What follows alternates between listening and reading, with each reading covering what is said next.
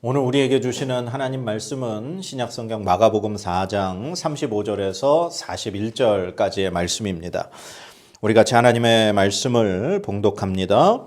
그날 저물 때에 제자들에게 이르시되 우리가 저편으로 건너가자 하시니 그들이 무리를 떠나 예수를 배에 계신 그대로 모시고 가매 다른 배들도 함께 하더니 큰 광풍이 일어나며 물결이 배에 부딪혀 들어와 배에 가득하게 되었더라. 예수께서는 고물에서 베개를 베고 주무시더니 제자들이 깨우며 이르되 선생님이여 우리가 죽게 된 것을 돌보지 아니하시나이까 하니 예수께서 깨어 바람을 꾸짖으시며 바다더러 이르시되 잠잠하라 고요하라 하시니 바람이 그치고 아주 잔잔하여 지더라. 이에 제자들에게 이르시되 어찌하여 이렇게 무서워하느냐 너희가 어찌 믿음이 없느냐 하시니 그들이 심히 두려워하여 서로 말하되 그가 누구이기에 바람과 바다도 순종하는가 하였더라. 아멘. 아멘. 말씀의 자리에 나오신 여러분을 주의 이름으로 환영하고 축복합니다. 하나님은 여러분을 사랑하십니다. 하나님의 은혜와 사랑이 말씀을 통해 여러분과 함께 하시길 소망합니다. 오늘 본문 말씀에 보니까 예수님께서 갈릴리 호수의 반대편으로 가고자 하셨다. 그렇게 되어 있습니다. 오늘 그 35절 말씀에 보니까 그날 저물 때에 제자들에게 이르시되 우리가 저편으로 건너가자 하시니.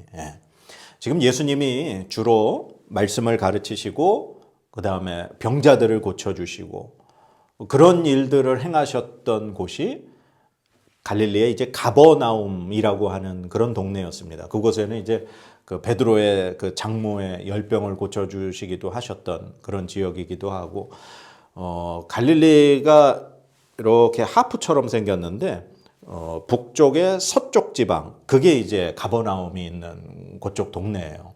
그런데 예수님께서 이제 건너편으로 가시고자 했다 했는데 이제 본문이 오늘 끝나고 5장 1절에 보면은 이렇게 기록이 되어 있어요. 예수께서 바다 건너편 거라사인의 지방에 이르러. 아멘. 예수님이 건너가고자 하셨던 곳은 이 거라사인의 지방, 그곳이에요. 그곳은 이제 갈릴리 호수의 오른쪽에 있는 그런 도시입니다. 그러니까 예수님께서 가버나움에서 거라사인의 지방으로 오늘 이제 배를 타고 건너가시는 장면이 나옵니다.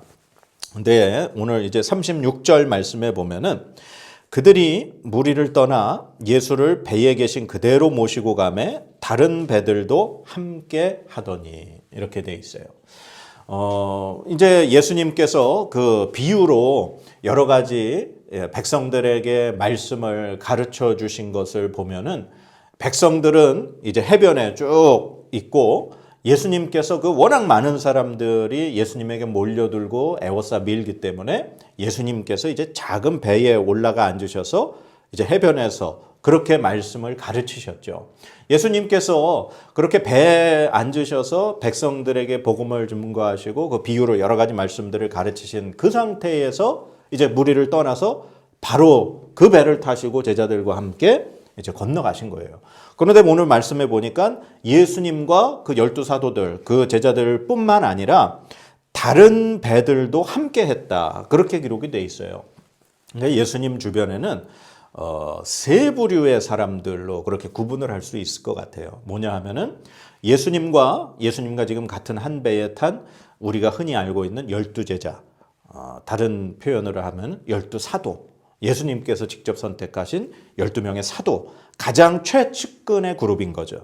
그리고 오늘 보면은 그 예수님을 따라서 또 함께 배를 타고 따라가는 무리들이 있는데 그 사람들 역시 예수님의 제자들입니다.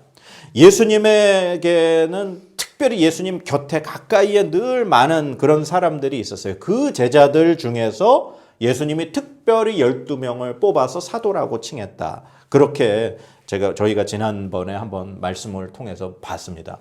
그러니까 예수님 최측근에 12명이 있고 그 다음에도 예수님 주변에 늘 함께 따라다니는, 어디를 가시건 어느 곳에 계시건 늘 따라다니는 제자들의 그룹이 두 번째 그룹이 있었어요. 그 다음에 세 번째 그룹은 바로 일반 무리들입니다. 예수님이 병을 고쳐주시기 위해서 몰려왔던 사람들, 또 예수님이 귀신 들린 사람들에게서 그 귀신을 쫓아내기 위해서 그렇게 함께 했던 사람들, 그리고 그걸 또 구경하러 온 사람들도 있겠죠. 혹은 예수님에게 그 어떤 일이 잘못됐는가를 이렇게 책잡기 위해서 온 늘 바리새인들이나 서기관들이나 사두개인들이나 뭐 대제사장의 어떤 그런 편에 속한 사람들, 그런 사람들이 일반 대중 속에 그렇게 섞여 있었던 사람들이 있습니다.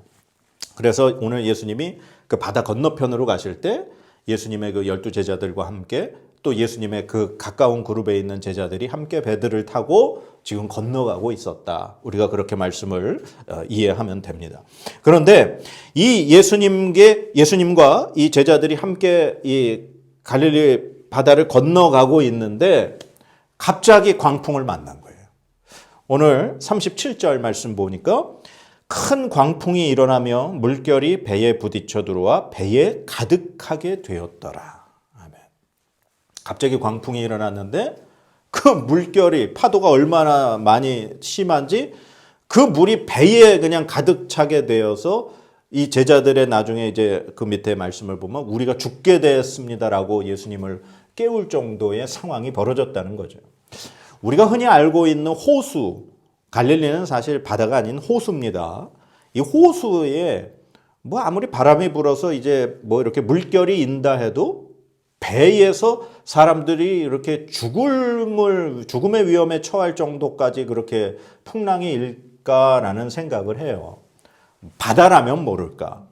뭐 우리가 지금 살고 있는 곳이 이제 거제도이기 때문에 거제도는 이제 이 태풍의 영향을 어떻게 보면 직접적으로 받는 곳이죠. 그래서 여름에 태풍이 불어온다 하면은 그 태풍이 불어올 때 바닷가 방파제에서 바라볼 때 그 바다의 모습은 정말 무서울 정도로 심한 바람과 파도가 칩니다. 그런 바다가 아닌 일반 호수에서 이게 이해가 안 될 수 있는데 이 갈릴리 호수의 특성을 우리가 이해하면 이 말씀이 이해가 됩니다. 왜냐하면 이 갈릴리 호수는 굉장히 크기 때문에 이제 그 크기로 인해서 바다라고 부르기도 합니다. 하지만 오늘 이런 큰 풍랑, 마치 바다에서 이는 풍랑 같은 것들이 일어나기 때문에 바다라고 표현하기도 하는데 이 갈릴리 호수의 둘레의 길이가 50km가 넘는다 그래요. 그러니까 가로 길이가 한 2km 정도 되고 세로의 길이가 한 1km, 20km가 조금 넘는 그런 호수예요. 굉장히 큰 호수죠. 그런데 이 갈릴리 호수는 해수면, 이 바다의 높이 해수면보다 200m가 낮습니다. 그러니까 바닷물 높이보다 낮은 데에 있는 것이 갈릴리 호수예요.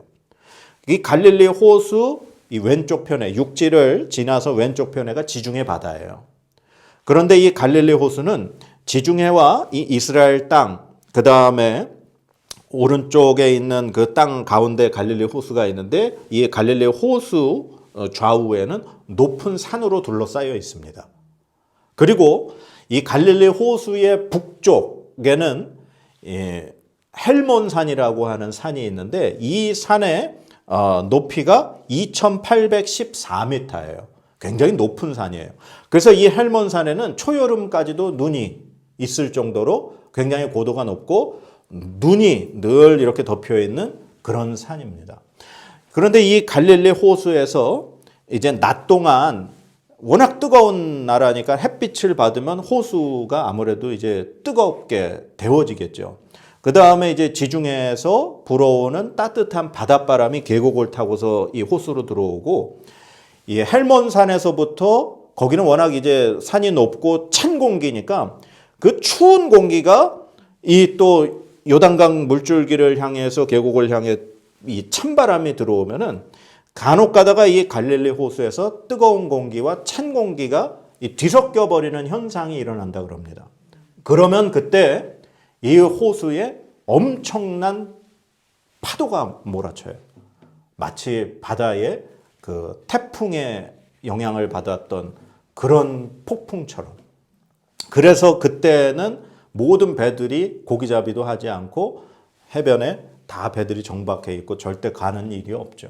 그런데 예수님과 제자들이 함께 오늘 이 저녁에 지금 건너편으로 건너가는 도중에 이 풍랑을 만나게 돼버린 겁니다. 이 풍랑을 만나게 되면 그 어느 누구도 이 풍랑에서 헤쳐나갈 수가 없는 거예요. 지금 예수님의 이 배에 탄 12명의 사도들, 이 제자들 가운데 이 갈릴리의 어부 출신이 4명이나 있습니다. 우리가 알듯이 베드로, 안드레, 야고보, 요한. 이 예수님의 제자들 중에 4명은 이 갈릴리 호수에서 물고기 잡으면서 그것을 생업으로 사는, 우리가 흔히 얘기하는 전문가들이에요. 이 갈릴리 호수의 모든 것들을 능숙하게 해내고 헤쳐나갈 수 있는 사람이 제자가 4명이나 있었어요. 그런데도 그 제자들조차도 이 풍랑 앞에 속수무책이었습니다. 그래서 결국에 그들이 38절 말씀해 보니까 예수께서는 고물에서 베개를 베고 주무시더니 제자들이 깨우며 이르되 선생님이여 우리가 죽게 된 것을 돌보지 아니하시나이까 하니. 아멘. 지금 이 제자들조차도 정말 죽음을 지금 앞둔 상황까지 그들이 위험을 느껴서 예수님을 깨웠어요. 그런데 지금 예수님은 어떻게 하고 계시다고 기록이 되어 있죠? 주무시고 계셨어요. 이 배의 이제 한쪽 끝에 고물에서 베개를 베고 주무시고 계셨어요. 예수님은 워낙 뭐 눈코 뜰 새 없이 병자들 고쳐주시고 말씀 전하시고 사람들에 늘 둘러싸여 있으시고 음식조차 먹을 시간이 없는 그런 상황이었기 때문에 예수님이 그렇게 쉬고 계셨던 상황이었죠. 피곤해서 그 폭풍 가운데서도 예수님은 주무시고 계셨어요. 그랬더니 이 제자들이 자기들 힘으로는 도저히 안 되니까 예수님을 깨워서 선생님 우리가 죽게 된 걸 지금 왜 돌보지 않으십니까? 라고 마치 이렇게 따지듯이 예수님에게 지금 제자들이 하는 말을 우리가 볼 수 있습니다. 이 세상에는 정말로 우리가 할 수 있는 능력 밖의 일들이 참 많아요. 아까도 말씀드렸지만 이 예수님의 제자들 중에 4명의 어부가 있었음에도 불구하고 그들은 전문가들이에요. 그럼에도 불구하고 그들이 할 수 없는 일이 있었어요. 그건 바로 그 자연의 그 위험 앞에 인간이 할 수 있는 일은 사실 아무것도 없어요. 벌써 한 5, 6년 전인가요?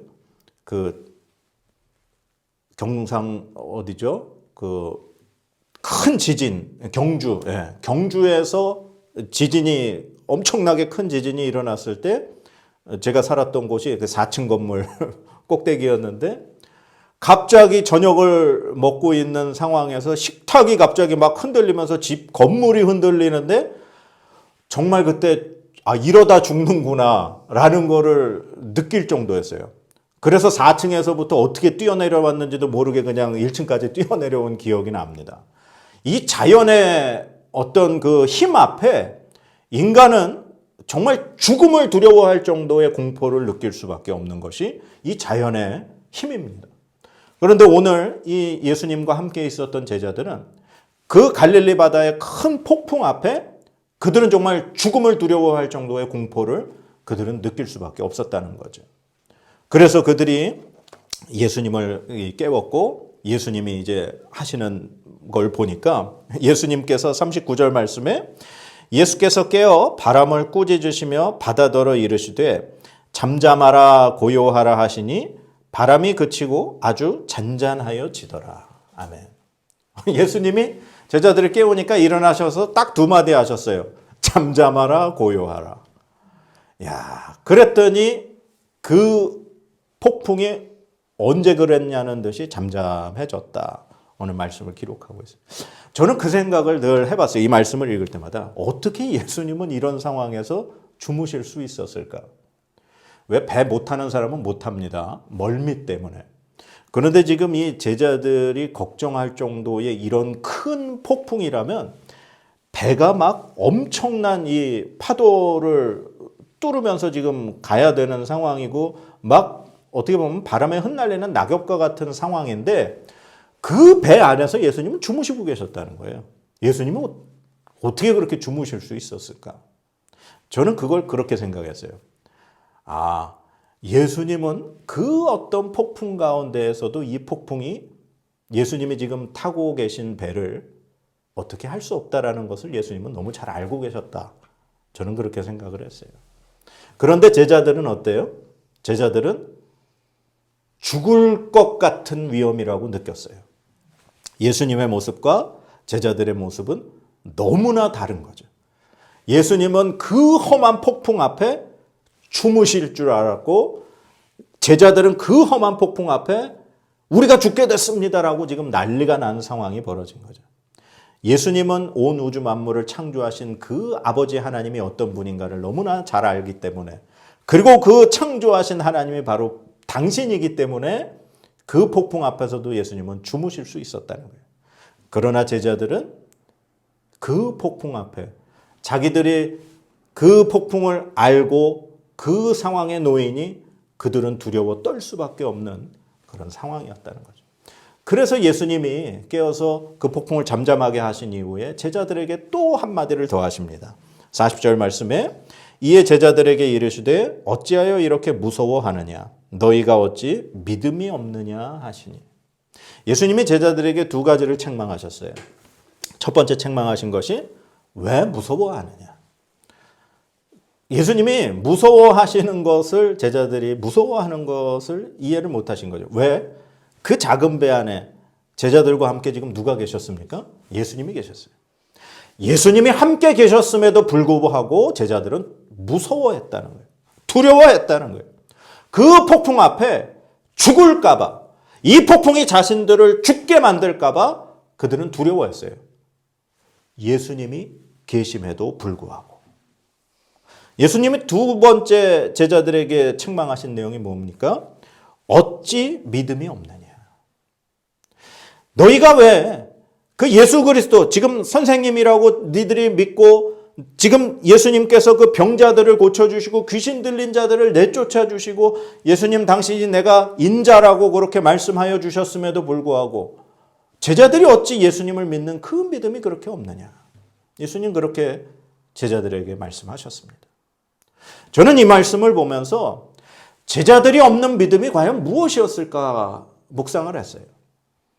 제자들이 분명히 예수님을 병 고치시는 걸 봤고 감히 상상할 수 없는 중풍병자가 갑자기 예수님 말씀에 일어나서 그 침상을 들고 걸어가는 걸 눈으로 본 사람들인데 귀신 들린 자가 막 예수님의 말씀 앞에 벌벌 떨면서 소리 지르면서 귀신이 떠나가는 걸 본 제자들인데 왜 예수님을 그 믿는 믿음이 없었을까?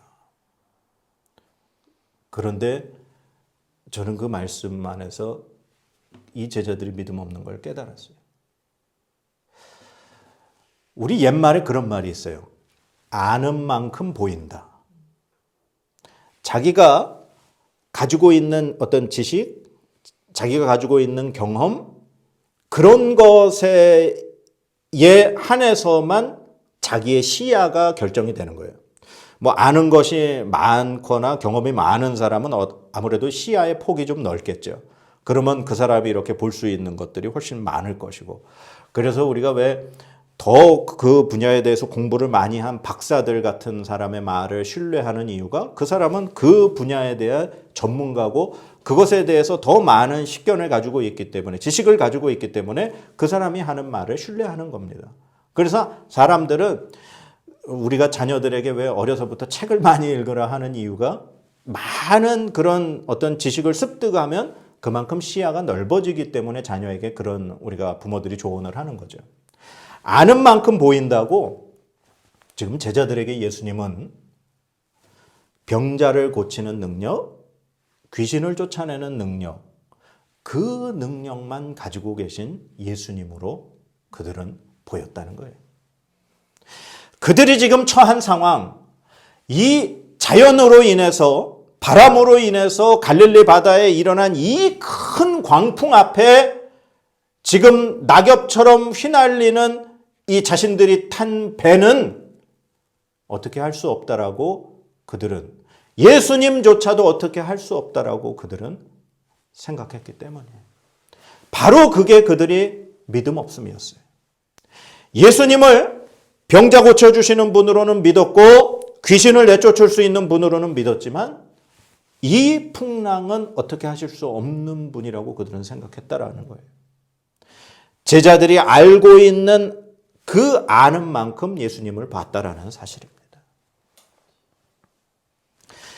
예수님을 지금 이제 따르는 상황 가운데에서 이러한 상황들이 점점 축적이 되고 누적이 되고 그 이후에 예수님이 십자가에 달려 돌아가신 모습까지 보고 그리고 3일 만에 부활하신 모습까지 보고 그 다음에 하늘나라로 승천하신 그 모습을 본 이후에 성령 하나님이 그들에게 임하셨을 때 그들인 예수 그리스도를 이제는 하나님의 아들, 이 세상의 온 인류를 구원할 메시아 그리스도라고 그들은 이제 믿고 고백하게 되는 겁니다.